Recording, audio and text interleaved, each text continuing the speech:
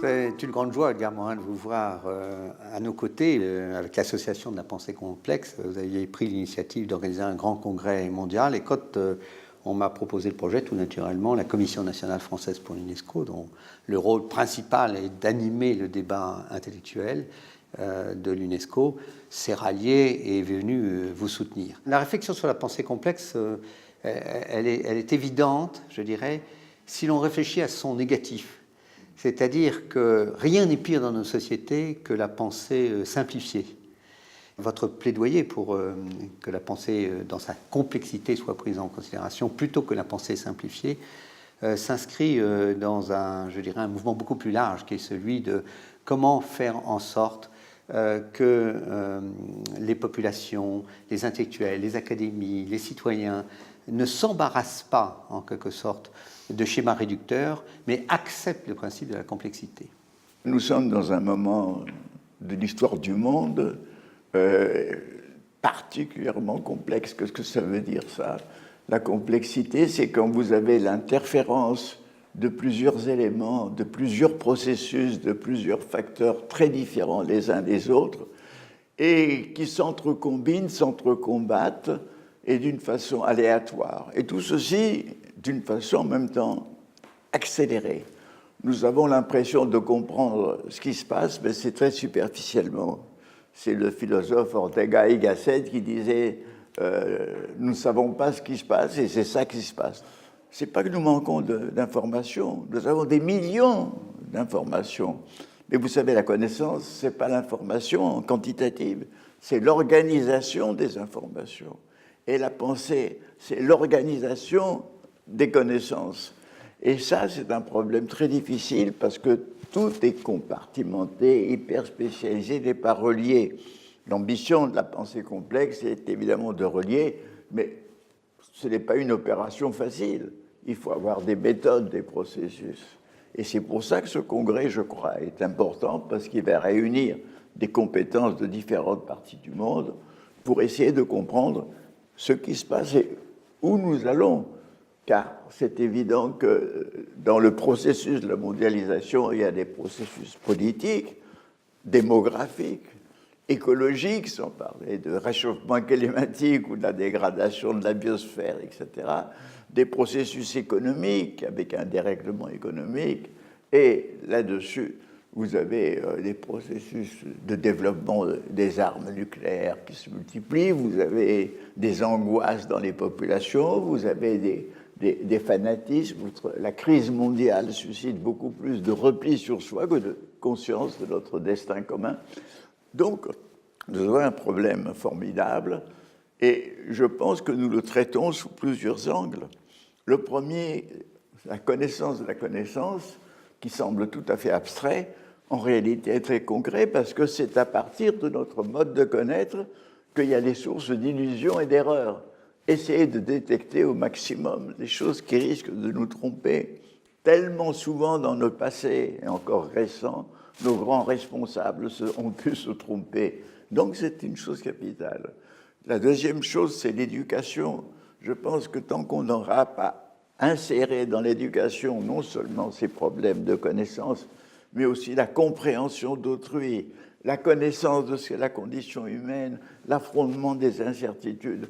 Je pense qu'on n'aura pas avancé dans l'apprentissage, dans l'enseignement, à affronter les problèmes de la vie. Enseigner, c'est enseigner à vivre, comme disait Rousseau.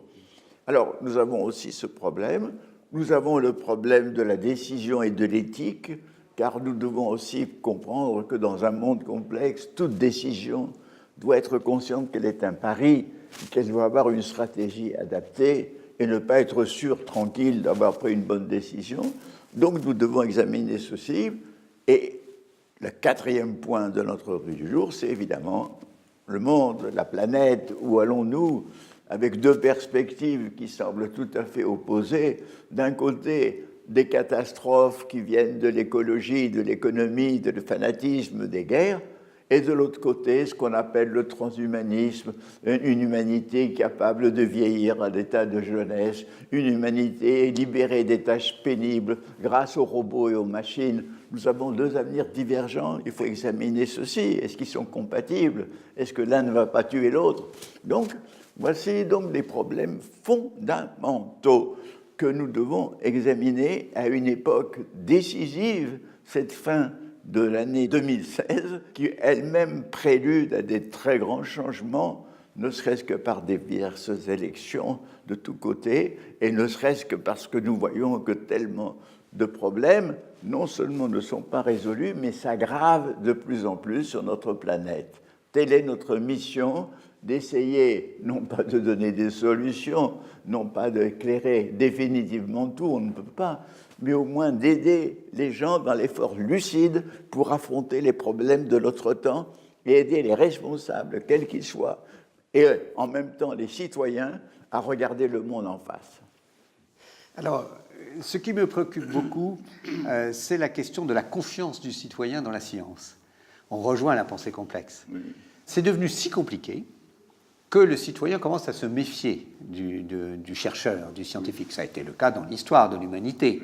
Les vagues successives d'inventions, de découvertes de lumière ont donné lieu à beaucoup de scepticisme et de critiques. Mais là, nous sommes face à des phénomènes qui sont d'ailleurs très souvent développés dans des structures privées, et plus forcément dans des structures publiques, de recherche publique, d'universités, de laboratoires.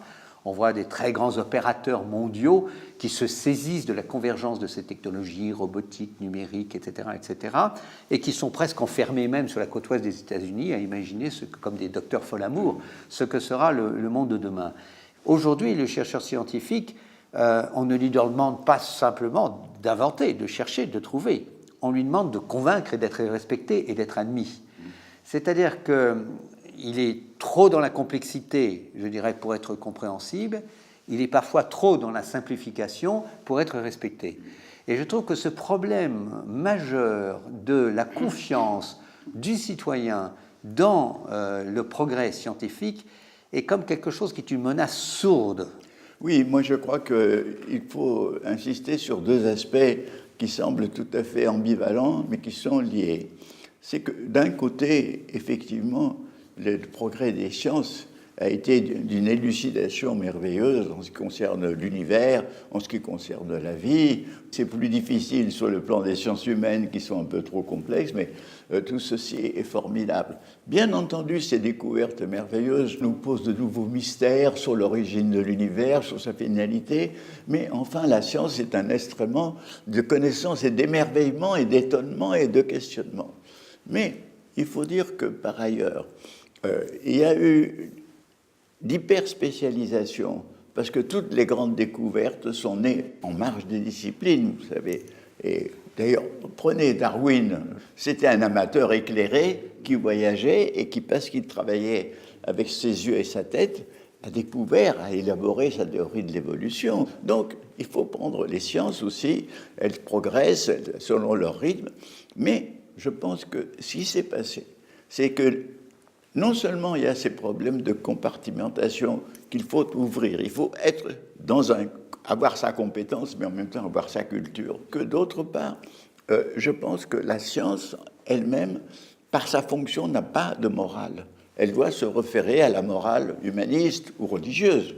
Or, comme elle a développé d'énormes pouvoirs nucléaires et maintenant d'intervention manipulatoire, il est évident qu'elle a besoin d'être corrigée d'abord par une conscience des chercheurs à l'intérieur de la science et aussi par les citoyens et par les politiques. On a besoin d'une éthique, puisque la science ne produit pas d'éthique, c'est l'éthique qui doit contrôler la science. Et dans le fond, la science a toujours été une aventure non programmée, c'est pour ça qu'elle a réussi. Parce que si on programmait à l'avance les recherches, on n'aurait jamais rien abouti. C'est toujours le non-conformisme qui triomphe, et en plus, je pense que la science est un état de révolution scientifique depuis le début du XXe siècle, avec la découverte, la microphysique, avec la découverte de l'univers, avec une science complexe qu'est l'écologie, parce qu'on doit affaire à différentes disciplines. Les sciences de la Terre aussi doivent unir ce qui était désuni, géologie, climatologie, toute une série de sciences qui étaient séparées. Donc, si vous voulez, aujourd'hui, les sciences sont créatives d'une nouvelle façon de penser que je dirais qui est polydisciplinaire ou transdisciplinaire. Et donc, si vous voulez, il faut aussi que le citoyen et les responsables savent que dans la science, il y a des forces de transformation pour surmonter les carences qui se sont manifestées et qui, du reste, ont permis des progrès, parce que s'il n'y avait pas eu cette limitation sur le tout petit, on n'aurait pas découvert l'atome, on n'aurait pas découvert la cellule. Mais maintenant, il faut insérer l'atome dans l'ensemble, il faut insérer la cellule dans l'ensemble. Donc, si vous voulez, il faut avoir une conscience lucide de la science, et je pense que les scientifiques eux-mêmes doivent eux-mêmes faire aussi ce travail de réflexion pour le donner aux citoyens. Au cœur de tout cela, il y a un sujet qui aussi me préoccupe beaucoup. C'est le recul de l'universalisme. L'UNESCO a été créé pour assurer le rassemblement de tous les États et de toutes les nations. D'ailleurs, la légitimité de l'UNESCO vient exclusivement du fait qu'elle rassemble l'ensemble des États du monde. Comme vous le savez, elle a connu dans l'histoire des reculs sur l'universalisme. Les États-Unis, à un moment, se sont retirés. L'Afrique du Sud s'est retirée parce qu'elle faisait l'objet de condamnations légitimes de l'apartheid. Donc, c'est une organisation très sensible, très délicate et très fragile, dont, je dirais, l'autorité dépend et la légitimité dépend du caractère universel de sa composition, mais aussi du fait qu'elle se concentre sur la défense des valeurs dites universelles. Et c'est là où je suis peut-être beaucoup préoccupé. C'est cette idée que les valeurs universelles ne sont plus dans le débat. Aujourd'hui, la globalisation parle des intérêts. Oui. Et puis alors, il y a la coopération internationale, l'UNESCO, qui essaye de parler des valeurs, qui cherche à s'attacher à cette notion d'universalisme. Je rappelle que avait beaucoup pesé lorsque l'UNESCO a été créée, le discours de Teilhard de Chardin, qui, à cette époque, préconisait en quelque sorte cet universalisme de la pensée.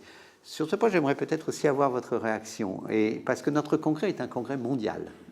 Mondial, c'est entre global et universel. Oui, bien sûr. Nous sommes dans un moment où tous les êtres humains de tous les continents, de toutes les catégories, ont un destin commun parce qu'ils ont les mêmes problèmes et les mêmes périls. Parce que les périls qui menacent la biosphère sont les mêmes pour tous. Le réchauffement climatique nous menace tous. La multiplication des armes nucléaires est une menace globale pour l'humanité. L'économie mondiale déréglée ou la domination de la finance, ce sont des problèmes mondiaux. Donc, s'il était paradoxal, c'est le moment où on devrait avoir une conscience planétaire, de fraternité, de destin, de tous les habitants de ce que moi j'appelle la terre-patrie. Mais en même temps, le processus actuel est un processus anxiogène qui crée de l'angoisse. Pourquoi ? Parce que avant, nous croyions en une loi irrésistible du progrès qui améliorerait le lendemain par rapport à l'aujourd'hui. Aujourd'hui, partout, on sent l'angoisse du lendemain, la peur du lendemain. Partout, que ce soit la crise économique, qui n'est qu'un seul des éléments d'angoisse, mais vous avez la crise des civilisations, parce que l'occidentalisation fragilise des civilisations traditionnelles qui sont en crise, mais notre propre civilisation occidentale, elle-même, elle a perdu beaucoup en se concentrant uniquement sur le matériel et sur le technique et en perdant beaucoup de ses solidarités. Donc, si vous voulez, toutes ces conditions qui créent de l'angoisse font que les gens, les esprits, vont se rétracter, se réformer sur eux-mêmes, sur leur identité ou même, je dirais, leur pseudo-identité parfois nationale, religieuse, locale. Et alors, au moment où nous avons besoin de cette conscience que les événements demandent, nous avons cette fermeture. C'est pourquoi je pense que l'UNESCO doit reprendre à la fois le flambeau et le drapeau qui sont les siens, fondamentalement, et parce que nous sommes non seulement les porte-paroles d'un an passé, des révolus, nous sommes les paroles d'une nécessité du présent et du futur. Et c'est pour ça que l'humanisme régénéré doit être le porteur d'un universalisme, comme je le disais, c'est-à-dire le respect de tous les êtres humains et la conscience que nous sommes tous participants à la même aventure périlleuse et glorieuse qui est celle de l'humanité, une aventure dont nous savons que beaucoup de ce qui arrivera d'important sera complètement inattendu, comme ça s'est déjà passé. Nous sommes chacun d'entre nous un atome, un moment de cette aventure. Et nous devons inculquer cette conscience qui est la conscience véridique aux enfants, dans nos écoles, partout. Et l'UNESCO doit à nouveau reprendre son grand rôle dans ce domaine, parce que l'universalisme étant menacé, mais c'est l'univers lui-même qui est menacé. D'ailleurs, nous avons un bon moment, c'est 2018, qui sera l'anniversaire de la Déclaration universelle des droits de l'homme, qui a été adoptée en 1948. Et je pense qu'en 2018, la Commission nationale essaiera de prendre position sur ces questions. Moi, je suis très inquiet de voir au jour le jour, dans la vie internationale et diplomatique, de voir au jour le jour les valeurs portées par la Déclaration universelle des droits de l'homme battues en brèche. Cette déclaration, et on lui fait souvent le reproche, qu'elle a été portée par la civilisation occidentale et qu'elle n'est pas le reflet des valeurs très différentes portées par d'autres parties du monde.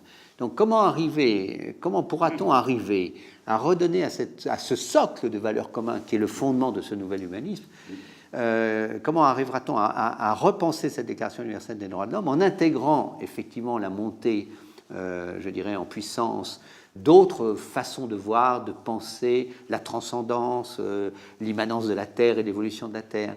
Comment va-t-on trouver un nouveau consensus?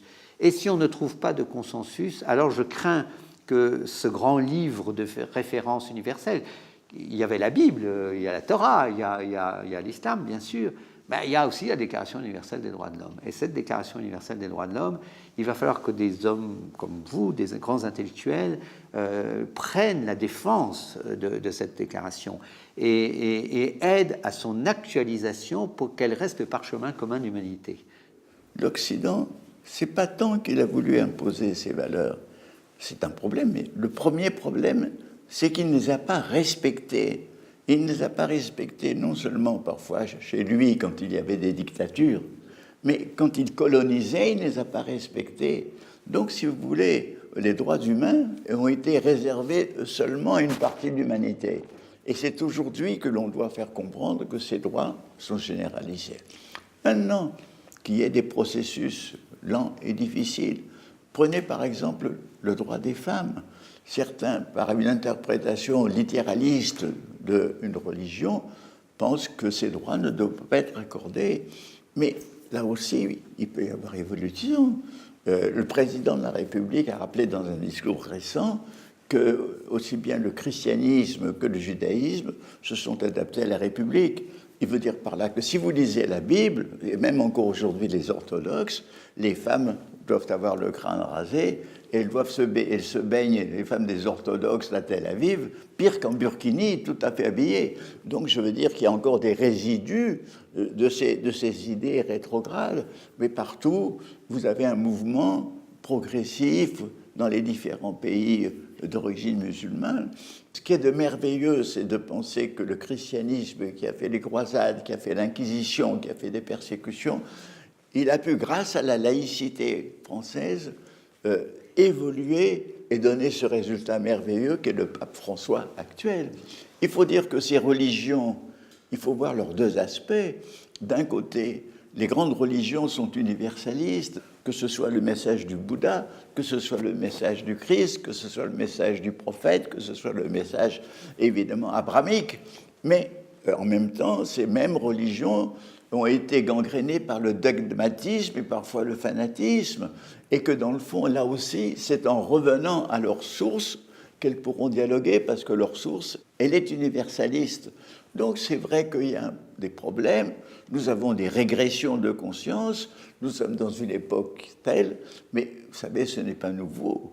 Moi, qui ai vécu dans mon adolescence une grande période régressive où ont progressé les idées aussi bien du totalitarisme stalinien que du totalitarisme nazi, dans une époque où les esprits étaient affolés, où la crise de la démocratie et la crise économique nous rendraient les esprits somnambules. Tout ça, ça aboutit à des désastres, à la France de Vichy, à une guerre mondiale.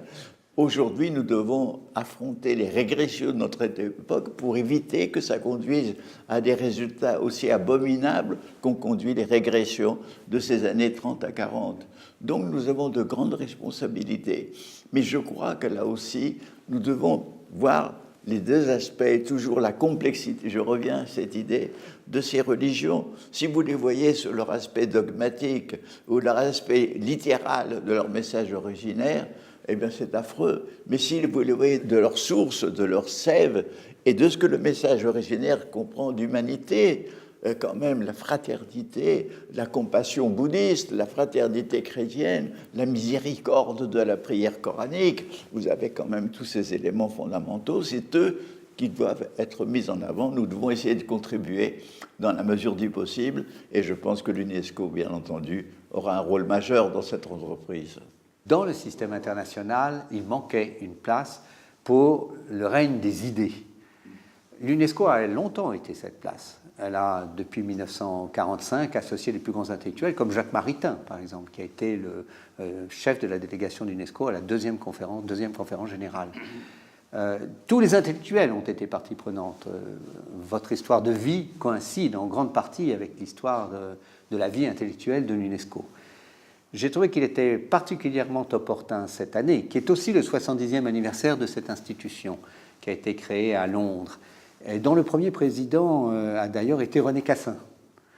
J'ai trouvé que pour bien marquer ce 70e anniversaire, la Commission nationale devait se saisir, avec bien sûr des partenaires et des grandes figures de notre vie intellectuelle, qu'elle se saisisse de certaines des grandes thématiques d'aujourd'hui. La pensée complexe, ouvrant en quelque sorte la voie à une analyse plus intelligente des phénomènes de société, des phénomènes économiques, du phénomène du développement.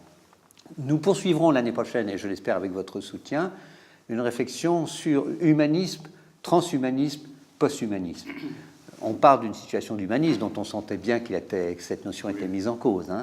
Le transhumanisme, c'est un process qui part de l'humanisme et qui débouche sur un posthumanisme nouveau. Quel est ce process? C'est évidemment celui de la réflexion sur le progrès scientifique et technique.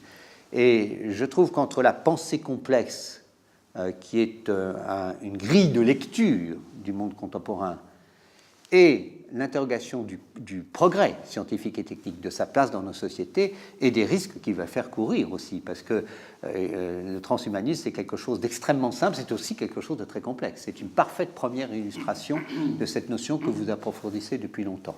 Elle sera un des thèmes du Congrès, et elle pourrait être l'axe majeur de la réflexion de la Commission nationale française pour l'UNESCO en 2017. Tout d'abord, il faut à nouveau repenser l'humanisme. Notre humanisme européen a toujours eu deux visages opposés. Le premier visage, c'est l'homme divinisé, seigneur de la nature, qui est voué à le conquérir, à le dominer. Et ce visage qui a poussé en avant, disons, toute l'aventure de l'Occident, aujourd'hui, on se rend compte qu'il est dérisoire. D'abord, si nous devenons trop maîtres de la nature, nous la détruisons et nous nous détruisons. Et en plus, quelle est notre ambition dans notre gigantesque univers de tout dominer? Et je pense que l'humanisme régénéré doit envisager, bien entendu, je pense, le copilotage de la Terre, parce que la Terre a ses forces d'organisation écologique, mais aussi, aujourd'hui, désormais, l'humain, l'anthropocène, comme on dit, le règne de l'humain, transforme la nature. Mais plus profondément, je crois que l'humanisme doit insister aujourd'hui sur la fragilité humaine et qui est du reste liée à ce pouvoir énorme de la technique. Parce qu'on a beau avoir tous les pouvoirs, on est désarmé devant le chagrin, devant la perte des êtres chers, devant la mort, devant l'humiliation. Et je pense que le nouvel humanisme doit être sensible à ce côté, à ce, disons, ce que déjà le philosophe disait le besoin d'être reconnu. Il ne s'agit pas seulement de dire que nous devons penser que tous les êtres sont égaux, quel que soit leur sexe, leur origine, mais nous devons penser que tous les êtres humains doivent être reconnus comme humains à part entière. Ça nécessite un acte concret et pas un acte abstrait. Ne serait-ce que si vous dites bonjour à un inconnu que vous croisez dans un couloir, vous le reconnaissez, il existe. Donc, si vous voulez, nous devons régénérer notre humanisme de façon à ce qu'il puisse considérer ces problèmes fondamentaux. Est-ce qu'on doit changer l'espèce humaine? Est-ce qu'à travers des modifications génétiques ou simplement à travers un vieillissement dans un état juvénile, est-ce que nous ne créerons pas, au contraire, une angoisse de mort encore plus grande, puisque, dans le fond, même ces humains ne seront pas à l'abri ni des virus, ni des microbes, ni des accidents technologiques qui seront de plus en plus importants, ni même du refroidissement de la Terre. Donc, grâce à un humanisme réhumanisé, si je veux dire, nous pouvons essayer de penser tous ces problèmes, parce que, dans le fond, ce processus a déjà commencé. On travaille déjà sur les cellules sous souche, on prépare déjà une expédition sur la planète Mars, les robots intelligents, et même, je dirais, le robot de compagnie tendre et amical existe déjà au Japon. Je veux dire que tout ça est déjà en marche, mais les catastrophes, elles aussi, sont en marche. Le réchauffement climatique aussi est en marche, mais la dégradation des sols partout avec l'agriculture industrielle est aussi en marche. Et c'est tout ça que nous devons affronter, cette sorte de contradiction fondamentale qui part du même processus, c'est-à-dire le progrès des sciences, le progrès des techniques et le progrès de l'économie.